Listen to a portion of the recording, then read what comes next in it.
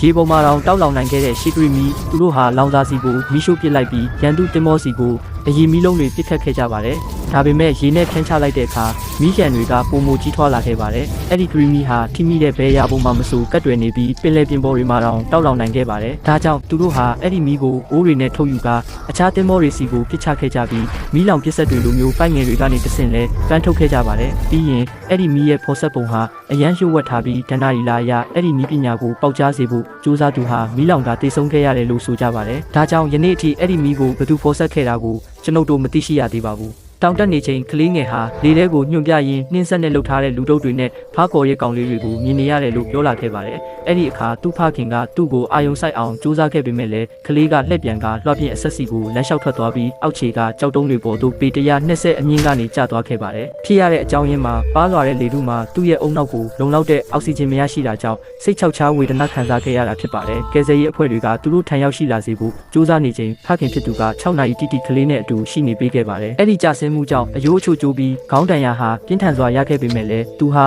အံ့ဩစွာနဲ့အသက်ရှင်ကျန်ရစ်နိုင်ခဲ့ပါတယ်။